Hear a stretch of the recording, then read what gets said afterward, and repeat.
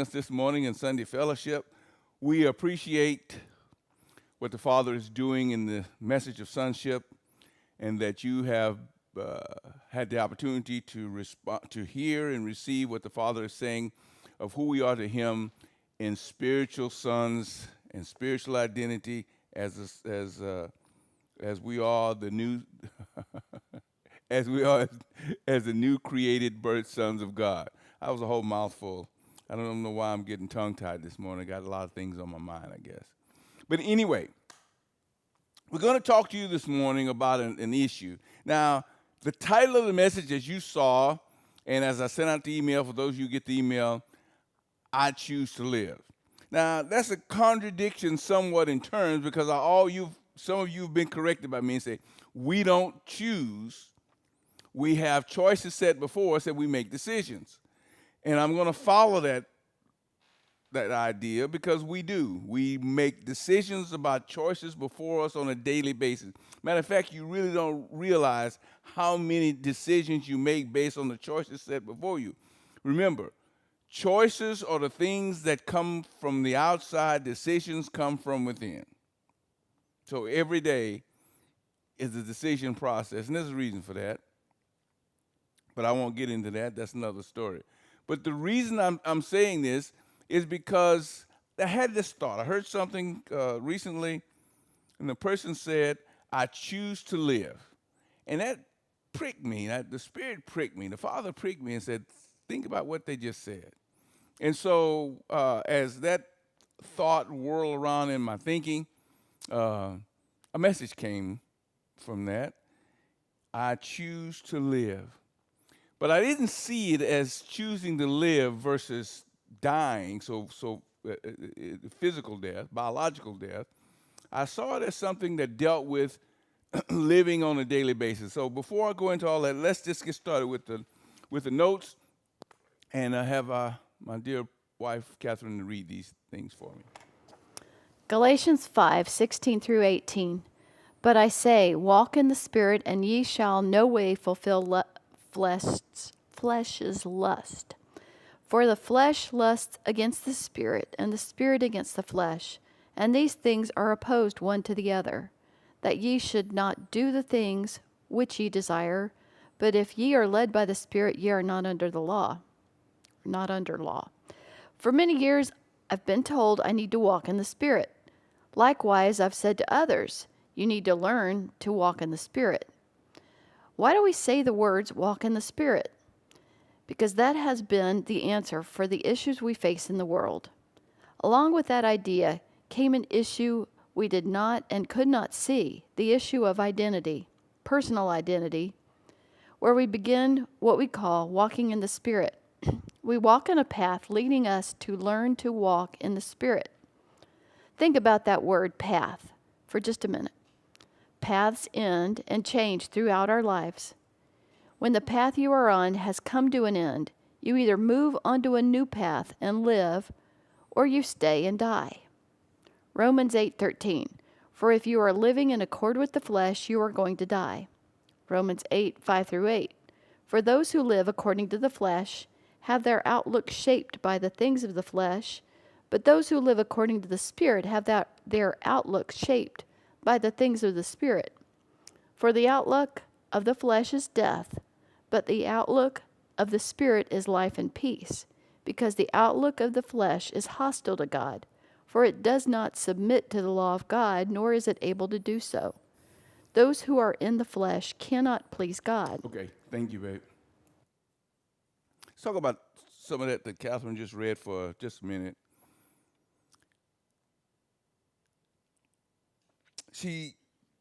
In that reading, she used the word path. Now, I saw path at that originally when I began to see this. I saw path as identity. Everything I see deals with identity. But I saw path as identity. Now, you might see path as something that's set before you that you go down like a little road, or a path is a way in something to carry you from one place to the next. But I saw path in this connotation as identity. What do I mean by that? In the reading, Catherine said, "Pass in and change throughout our lives." So, if you look at that, you would think that means, well, today you're in high school, and the next day you're in college, and after that you got a profession, and there's a career path that people adhere to. But I see that as identity. For instance, it says paths change throughout our, paths end and change throughout our lives. When a path you are on has come to an end, you either move on onto a new path or die. Oh, thank you, Jim. Thank you. Yeah. So what I mean by that. Let's just say the path you're on is high school. You're known as a high school student. That's your identity. When you're in high school, you take on the identity as a high school student. That path ends one way or another. Either you'll graduate or you'll quit or you'll do something else, but that path will end because it's age restricted. So that path ends. That identity as a high school student ends. So what happens? You either move on to college or it says you die. Now, do you understand what that means, you die? Let me give you what I mean by that in identity. That the high school student, once that passed, does not live as a high school student anymore. So that identity dies along with either graduation or dropout or whatever term you want to use, but that identity dies when that path ends, when that identity ends. So that's what I meant by the path ends or changes throughout our lifetimes. So I'm going to ask Catherine now. She read in Romans 8:13, "For if we live according to the flesh, you shall die." Thank you, Jim. If you live according to the flesh, you shall die. Now, as a believer, as a birth son of God, well, we should know that we aren't going to die. We should know that we're transitioned from the body we live in to the new body that the Father has prepared for us, according to 2 Corinthians 5:1 and 2. Paul gave us that. But Paul is saying something here that I don't think many understand. He's saying if you are living in accord with the flesh. In other words, if your path is in biological identity, then that path will end. Matter of fact, it is going to end. So everything that you do while you're on this path or this identity, a biological identity, you struggle every day to make that alive. You struggle every day to make that alive. You don't want that to die because you'll die. You won't exist anymore. That's the common idea behind that. So I wanted to touch on that. Let Catherine read the next part of this, please. You choose to live. If you find yourself at the wrong end of a life-threatening crisis, it's pretty easy to see that path might be ending. In everyday living, a path's end can be harder to recognize. You must look inside yourself with absolute candor. I choose to live is just an abbreviated form of a deeper meaning, a spiritual meaning. It is the confirming word of your spiritual identity of who you are now at this very moment. Let me interrupt. Let me plug in right there. I choose to live is just an abbreviated form of a deeper meaning, a spiritual meaning. It's spiritual. I use the word I choose to live versus my decision is to live. I'll go into that a little later here. But what this is saying is, it is a confirming word of your spiritual identity of who you are now. If you can't choose to live as the son now, at this moment, then who are you? Who are you? Are you a Christian? Are you a believer? Are you an American? Are you black? Are you white? Are you Hispanic? Or are you a Baptist? Or who are you? Who are you choose? Because if you don't make the decision to live spiritually, there is no other alternative. You will live one or the other. You will live in the spirit, which I'll get to in a minute. You will live in the spirit, or you will walk in the flesh, or you'll live in the flesh. Either way, both of those, walking and living in the flesh, is death. But it says here, who are you now at the very moment and eternally to the Father? It is the confirming word of your spiritual identity of who you are now at this very moment and eternally to the Father. That's two different thoughts. Who you are now and who you are in eternity to the Father. Who you are now to the Father and who you are eternally to the Father is the same. But that does not change your decision process to choose to live. Let me read this. This is your new path or new life of spiritual identity as the Son.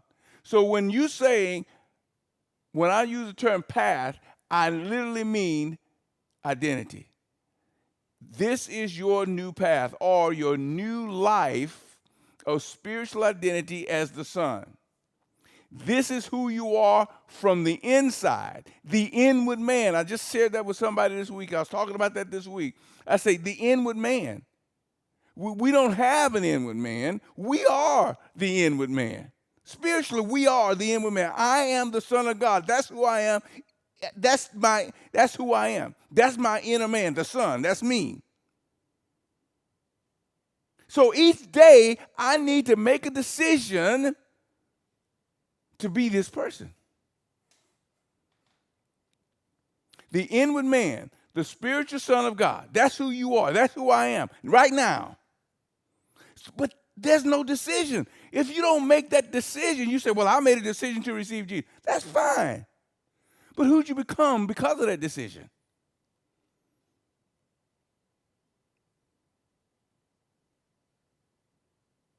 You have not walked in this path or identity of spiritual sonship before. So there is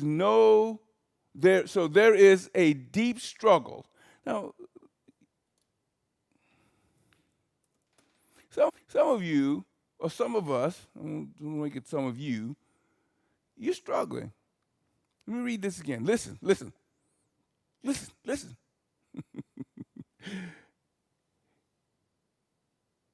You have not walked in the path of spiritual identity of sonship before. No one has walked in that before. Now, I'm going to get to why you haven't walked in it. Now, we have prayed for people. We have laid hands on people.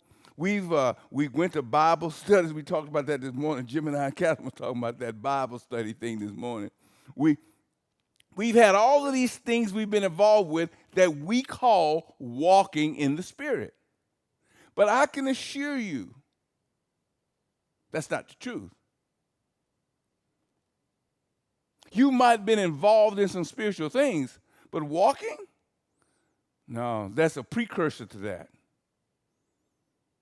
See, before you can walk, you parents there, so all of you I know that I'm looking at on this monitor, all you parents, tell me what child of yours walked before they crawled? How many came out the womb eating food versus milk? God has established a process. And somehow the flesh wants to invert that process to become the person they think they want to be to God or to the Father. And so there's a struggle going on. As this says, the note said, You have not walked as the spiritual son of God before. And because we haven't, so there is a deep struggle. What's that struggle, Dave? This struggle comes before you have ever learned to live in spiritual sonship. Because you have never learned to live in spiritual sonship. Now, we talked about this last week, and the Father got a hold of me with this word last week, and we're going to look at the verse here in a few minutes in Galatians 5, 24 and 25. I even thought that walking in the Spirit was important. I did not realize, hold on, Jim, I did not realize that before you can walk, you have to learn to live. You have to learn to live in the identity that you've been birthed to God the Father. You have to learn to live in that identity before you can walk in it. You have to be delivered as a baby before you can actually walk as a child. So this struggle comes because you or we have never learned to live in spiritual sonship. We've learned to live as Baptists. We learned to live as Jim and I was talking about this morning, Catholics. We've learned to live as Methodists and Presbyterians and Church of God in Christ. We've learned to live as Republicans and Democrats and Independents. We've learned to live as a black man, white male, black male, white female, black female, Hispanic male. We've learned to live in these identities and added walking in the Spirit to it. I must be getting stirred, Jim. I think I'm getting loud. Jim is turning down my microphone. The struggle to walk in the Spirit comes because we have never learned to live.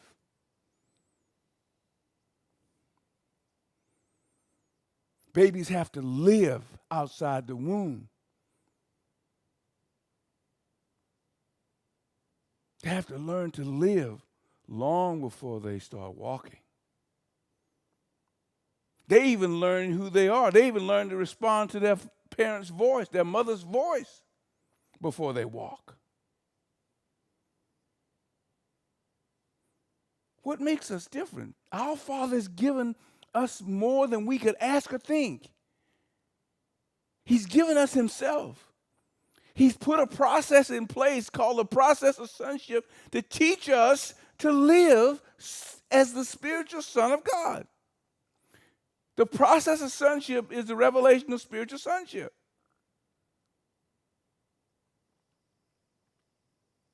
So we want to walk. We want to just revelation knowledge permeates out. There's nothing wrong with revelation knowledge. We need it because that's a key factor in renewing of our minds.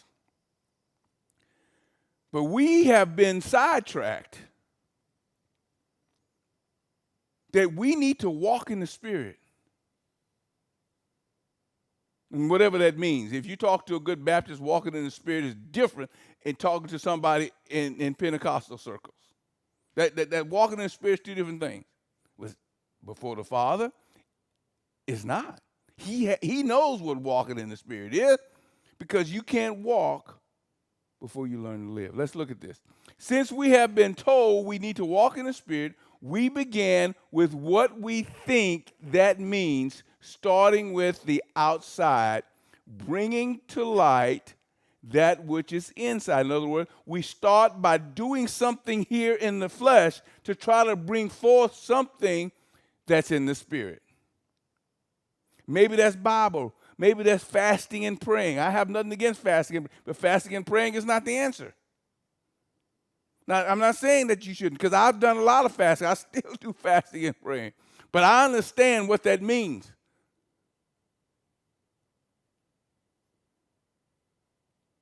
Fasting and prayer.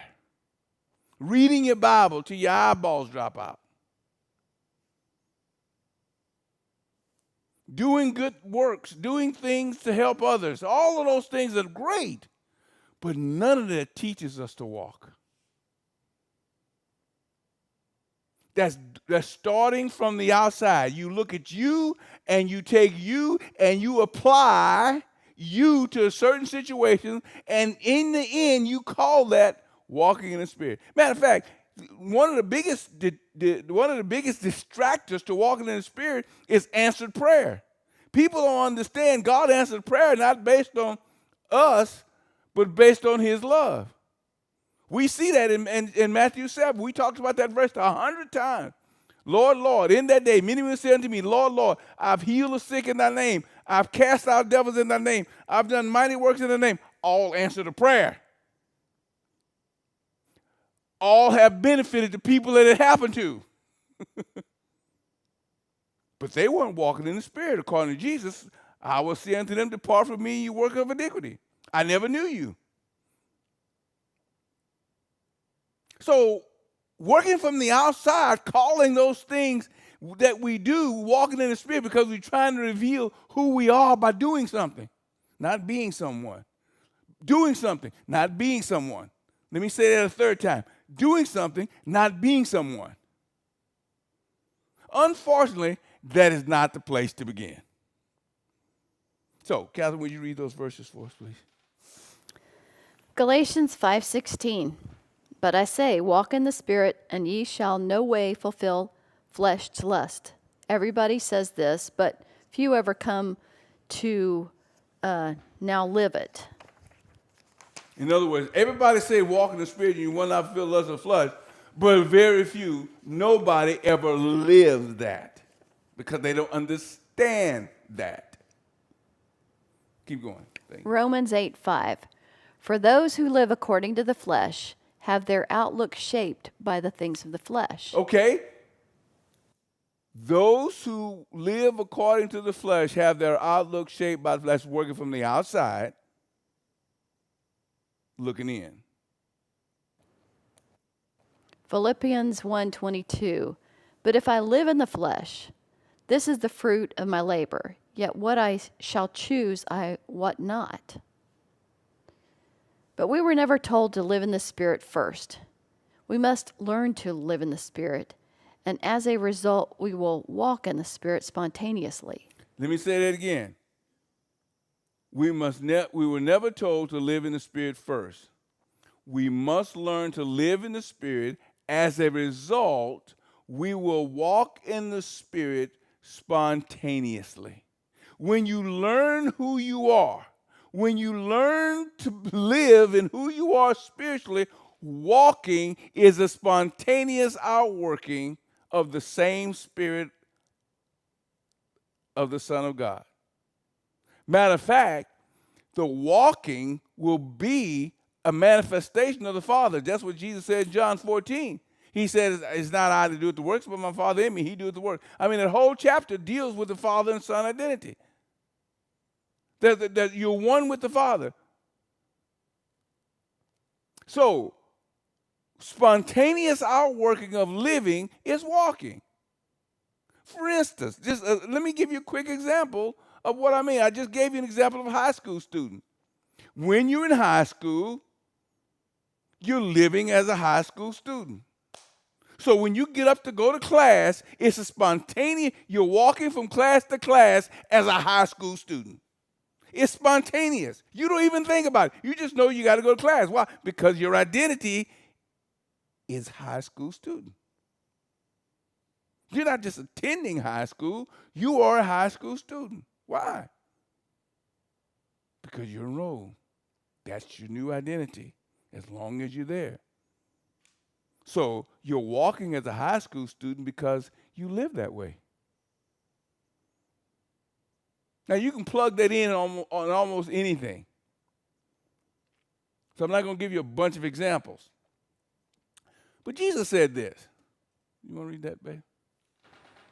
John 6:57. As the living Father hath sent me, and I live by the Father, so he that eateth me, even he shall live by me. Let me pause with that, Jim.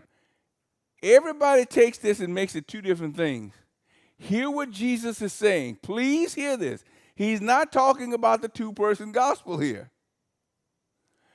Let me read it to you again. as the living Father has sent me, I live by the Father. So he that eateth me, comes in union with me, even he shall live by me. So what does he mean, live by me? Live by Christ as his life? No. He said, I live by the Father. The Father and I are one. So when he said live by me, he means live by the Father. He's not separating the two. That was the life he lived. He said the Father, which is another verse we got first, the Father has life in himself and he give it to the Son that the Son might have life in himself also. That's the life of the Father. Now, we don't hear that. We're not told that. Read on Galatians 6, please. Galatians 5. 24 through 25. But they that are of the Christ have crucified the flesh with the passions and the lusts. If we live by the Spirit, let us walk also by the Spirit. Now Paul prefaced that. Look at that. Paul just prefaced that. Verse 25. If we live by the Spirit, let us also walk. Let us walk also by the Spirit. It's the same Spirit.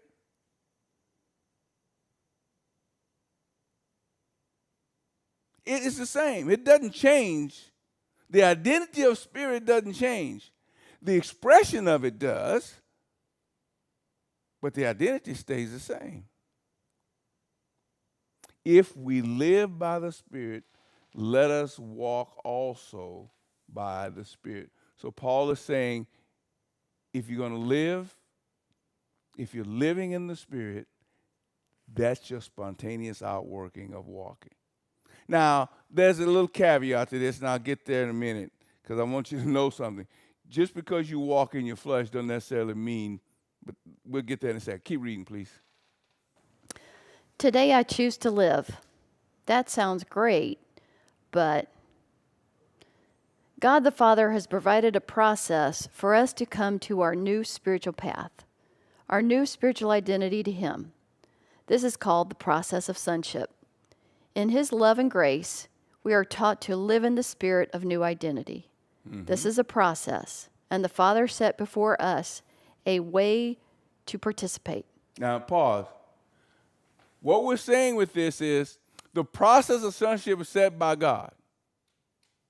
And it's set by God to teach us to live in the spirit of our new identity.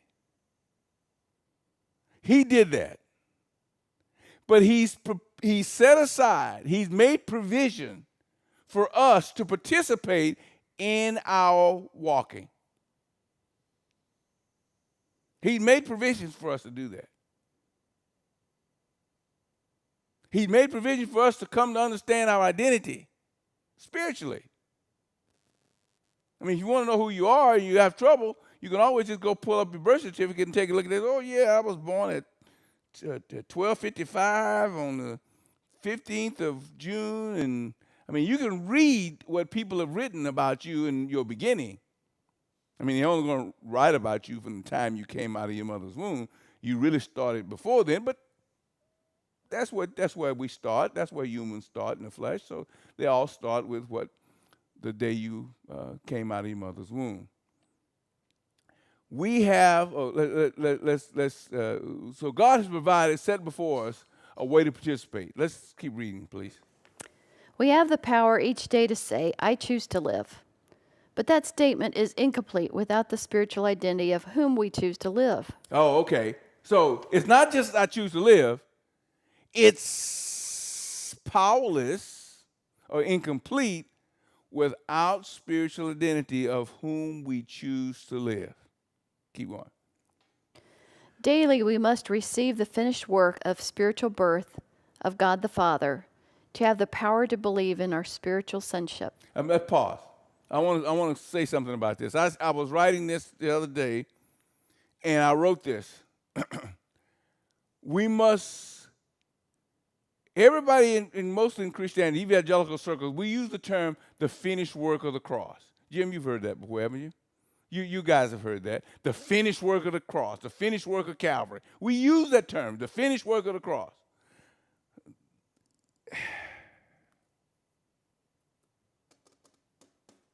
It's really not the finish. It really is the beginning. Daily we must receive the finished work of spiritual birth. It's not the finished work of the cross. It is the finished work of spiritual birth. Once you conceive, you cannot go into unconception. There is no such thing as unconception. When the sperm goes into the ovum, it's not coming out. It's there. Whether it completes its task of becoming one with the 23 of the sperm of the male and the 23 of the female go through a process and they become one, and that one is a new creation, a new person, but it will never unattach. Never unattached. That's the finished work of conception. The finished work of conception spiritually is spiritual birth. When God puts his seed in us spiritually, in our spirit, in the human ovum, the spiritual ovum of the tripartite man, once it goes in, it will never come out. You're stuck. Whether you're ignorant of that for the rest of your life or not, there's plenty of people today that are ignorant of spiritual birth. Ignorant. Don't even know what happened. But it is a finished work. There is no going back. You cannot lose salvation because salvation is sonship, which I will get to in a minute. You can't lose salvation. Most people, well, he's going to lose his salvation. If you commit suicide, don't you lose your salvation? According to Satan and religion, yeah. It's an unfinished work. If God can do it, then you can undo it.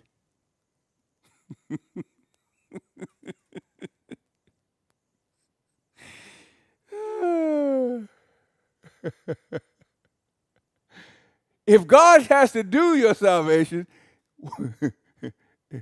he's helpless when you want to undo it.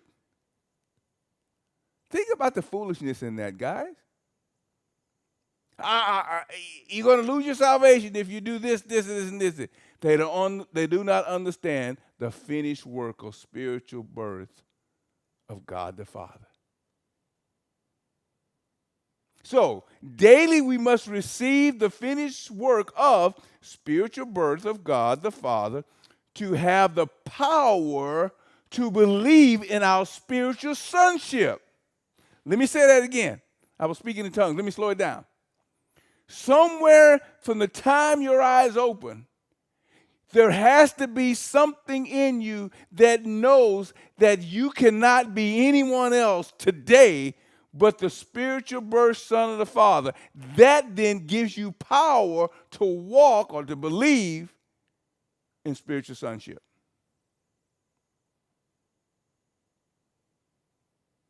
You can't lose that. You can ignore it, but you can't lose it. You can deny it, but you can't lose it because it's finished. There is no undoing it. You can live in your flesh and wallow in it, but it won't change who you are to the Father. Now, I know that's hard. You listen to most today, you listen to most today, you're in bad shape. Satan, through religion, has desensitized most of the church today in the flesh. Fear drives the thinking of ministries. Fear drives the thinking of thousands upon millions of people. Some are truly birthed by our Father, and they're wallowing in the flesh of fear of some identity that is passing away. Hear me clearly. This body I live in is passing away. I know it. Sooner or later, it'll be my time to get out of this one and get into my new one. And you know what's going to happen? The finished work of spiritual birth is going to make that possible. Paul said, if the house of this earthly tabernacle shall be dissolved, I have, or we have, I have, which means it's already another house made without hands, eternal in the heavens. So I'm not exchanging one disaster for another one. I have something God didn't give anybody else. And I won't have one iota of this DNA in that new, because it says made without hands, which means there is no human DNA involved in it. That's a finished work of spiritual birth of God the Father. I need to have that. I need to understand. I need to receive that and believe that, because once I believe that, receiving that gives me the power to believe in our spiritual sonship. Okay, Catherine. John 1:12 through 13. But as many as did receive him, to them he gave power to become sons of That's God. not what that says. To them he gave authority to become sons of God. Sons not born of human parents or by human desire or a human's decision, but by God. Pause, Jim.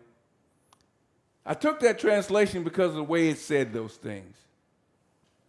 It says, sons not born by human parents. There is no humanity. There is no humanness in spiritual birth. It cannot be done. No one can baptize you into it. No one can give that to you. No one can lay hands on you and give it to you. Sons not born by human parents or by human desire. Catholicism baptized babies, and they say they give them something, right, Jim? They say they have salvation. They say that. That's a lie, but they say it. It's not human. No human being can give you the spiritual seed but God the Father himself. And once that happens, you're no longer subject. And I say subject, don't mean you don't live in that, but you're not subject to your biological identity. Once you learn to live from the inside out, you'll see that more and more clearly each day. You have bounds. Jesus had, our elder brother, the firstborn, he had limitations. So do we. The firstborn had limitations. He lived in the body just like you. He had to go to the bathroom. He had to wash that thing. He had to brush his teeth and comb his hair just like you. He had to get up in cold mornings. He stepped on rocks that hurt his feet just like you. He just couldn't heal everybody he wanted to, just like you. You won't hear that in most religion because they have not seen the finished work of spiritual birth of God the Father. Or a husband's decision, but by God. But by God. Go on, Catherine, please. John 3:6. That which hath been born of the flesh is flesh, and that which hath been born of the Spirit is spirit.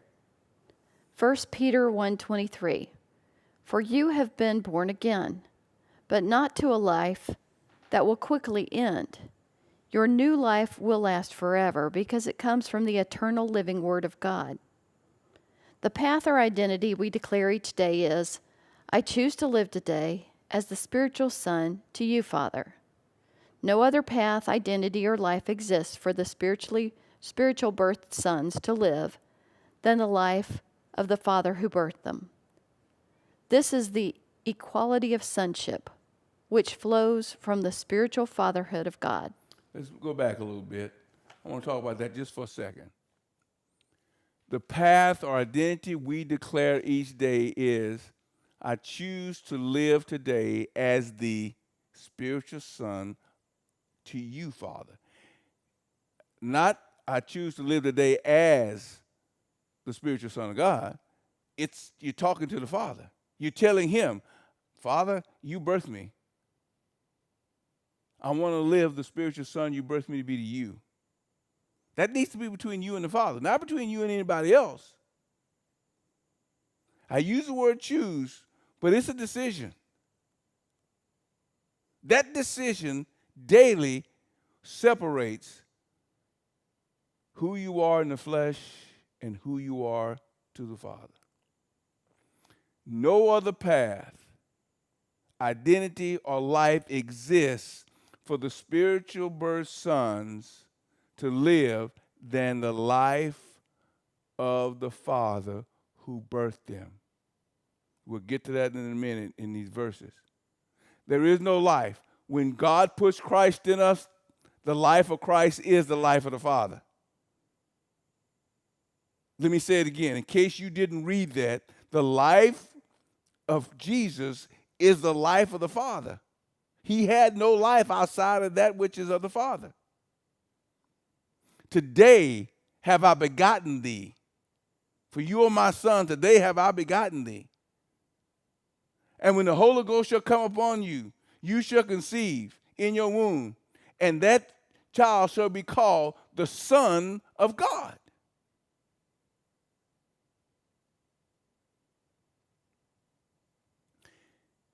This is the equality of sonship. What do I mean, equality? Jesus and us are one. We are all one. We are sons as he is son. That's what sonship means. The difference between us and him is he was born before us. He's the firstborn among many what? Brethren.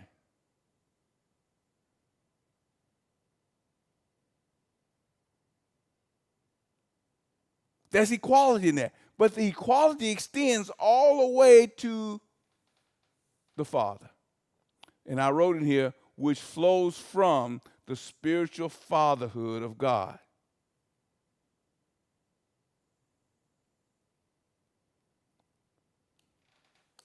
Keep going. John 5:26. For as the Father hath life in himself, so he gave also to the Son to have life in himself. Now, what he gave to the Son was his own life. That's what it said. The Holy Ghost shall come when you shall conceive, and when one the seed shall be called the Son of God. Jesus had no life outside of his. He didn't have a life, quote, of his own, so to speak. He did, but the life he had was the life of the Father. That's why he kept saying, the Father and I are one. When you see me, you see the Father. It's not I that do the work, it's my Father in me. He does the work because he's alive. We don't understand that. That's sonship. That's fatherhood. Keep going. Romans 8:9. And ye are not in the flesh, but in the Spirit, if indeed the Spirit of God doth dwell in you. And if anyone hath not the Spirit of Christ, this one is not his. Now listen, pause at that for a minute, Jim. I want to start with that last line. This one is not his. Now, you can make that. You can see why people would take that to see not his means not Christ's. It's not Christ. But that's not what Paul is saying. Paul said from previous verses, I won't go into those verses, verse 7, 8, and then 9, he says, because in verse 8 it says, they're in the flesh cannot please God. Then he says, and you are not in the flesh, but in the Spirit. What Spirit is he referring to? You are not in the flesh, but you are in the Spirit. What Spirit is he referring to? If indeed the Spirit of God dwells in you. So he's defining what Spirit he's talking about. He said, if indeed the Spirit of God dwells in you. So you're not in the flesh, but in the Spirit. If so be the Spirit of God dwells in you. If any man have not the Spirit of Christ, which is the Spirit of God, he is none of his. So none of his is what he told them at the beginning. You are not in the flesh if the Spirit of God dwells in you. And the Spirit of God and the Spirit of Christ is one. is necessary for sonship. Read on the next verse, please. Romans 8:15 through 17. For you did not receive the spirit of slavery to fall back into fear, but you have received the spirit of sonship, when we cry, Abba, Father. It is the Spirit himself bearing witness with our spirit that we are the children of God, and if children, then heirs, heirs of God, and fellow heirs with Christ. Provided Equality, fellow heirs with Christ, joint heirs, then heirs, heirs of God, and joint, and King James says joint heirs with Christ, but here it says heirs of God and fellow heirs with Christ. That's equality. All are the same. There's oneness in that. Keep going. provided we suffer with him in order that we may also be glorified with him. For spiritual birth sons of the Father to walk in the Spirit, they must first learn to live in the spirit of sonship. Each day there must be a decision to live. I choose to live today as the spiritual birth son of God my Father. Listen to me carefully. Your spiritual sonship and identity are not based in your acknowledging anything. Let me say it again. Your spiritual sonship and identity is not based on your acknowledging anything. Because then your salvation would be based on you acknowledging it. You don't have to acknowledge it. Babies can't talk for a long time. They can't acknowledge who they are to their parents for a long time. They can't say mommy or daddy for months, sometimes years. So acknowledging it is not the issue, but those parents know that that's my baby. That mother knows that's my baby, that's my child. But for that child to mature, there has to be a place where he or she starts to acknowledge some things that they know if they want to grow. Keep going. In case I didn't say it before, salvation is sonship. Let me say it again. Catherine read it, but I'm going to say it. Salvation is sonship because there is no other person God can birth you to be but the Son of God to him spiritually. Salvation, that's why people, if you don't understand spiritual birth, you can lose salvation. That's what they say. You can lose your salvation. I can't find anywhere in the Bible that says that losing your. Now, I can see there's a few verses that I've read that people, back in my early days in the message, when we were in Bible college, these young believers, everybody was trying to talk about losing salvation. And I remember standing up one day and say, how can you lose something you don't control? Now, I spoke that strictly spiritually because I didn't understand what I was saying anyway, but it fit. So after that, we put a blanket on it. I said, everybody talking about losing salvation. How can you lose something you can't control? When you were born with your parents, can you lose your identity as their child? Even if you change your name, even if you have surgery, you're still that child because that DNA is in you. This is the same. Salvation is sonship. Christ in you produces sonship, but it's no longer Christ, it's you. Keep going, please. It is a result of receiving the Spirit of Christ, as Paul said above in Romans 8:9. So why then should we daily choose to live in the spirit of sonship? Romans 8:5-8. For those who live according to the flesh have their outlook shaped by the things of the flesh. But those who live according to the Spirit have their outlook shaped by the things of the Spirit. For the outlook of the flesh is death, but the outlook of the Spirit is life and peace. Because the outlook of the flesh is hostile to God, for it does not submit to the law of God, nor is it able to do so. For those who are in the flesh cannot please God. Romans 8:12. So then, brethren, we are under obligation not to the flesh, to live according to the flesh. For if you are living accord with the flesh, you're going to die. But if living by the Spirit, you are putting to death the deeds of the body, you will live in spiritual sonship of spiritual birth. Galatians 5:25. If we live in the Spirit, let us also walk in the Spirit. Conclusion. I often say we don't make choices, we make decisions. That holds true today in this message. The choice that is before every Spirit-birthed Son of God is the same. Remember, Father has set a choice before every human being, and everyone has a decision to make. The decision is, live in the spirit of sonship and learn to walk as the Son, or live the flesh and die.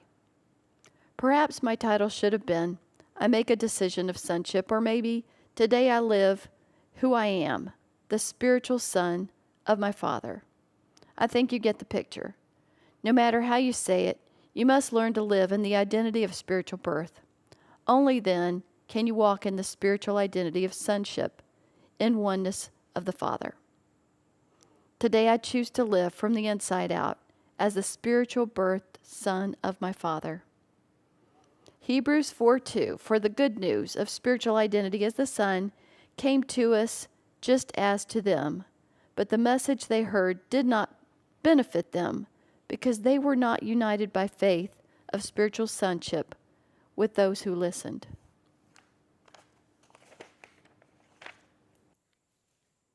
No one is deaf as those who do not want to hear. The message of sonship is before you. Now, we've called it through the centuries. God has called it different things through the years. But right now, it's sonship. Back when I first got started, it was the Christ life. Christ being my only life. Christ in me, the hope of glory. All those verses are true, but I can tell you there's more to that than what we have thought it meant. There's more to 2 Corinthians 5:17 than we once thought there was. If any man be in Christ, he is a new creation. Old things have passed away, all things have become new. There's more to that than meets the eye. Most people can give you that memory verse of 2 Corinthians 5:17, but they can't give you the preceding verses 14, 15, and 16. Just 16 itself is a segue into 17. But 14, 15, and 16 are segues into 17. So I want to thank you guys for joining us this day in Sunday Fellowship. I really trust the Father that you hear what's being said. That some of us wake up in the morning, we go to bed the same person we were on our birth certificate. Your birth certificate says who you are. That's the person you go to bed as. That's the person you wake up as in the morning. Somewhere in that, spiritual birth should supersede those two. This going to bed and waking up as the same person, somewhere in that, it should supersede that. You go to bed as a spiritual birth son of God. You wake up as a spiritual birth son of God. You learn to live as that son. You will spontaneously walk as the son. With that said, I want to thank you guys for joining us this week in Sunday Fellowship. Keep Brother Curtis in prayer. Thank you. Amen.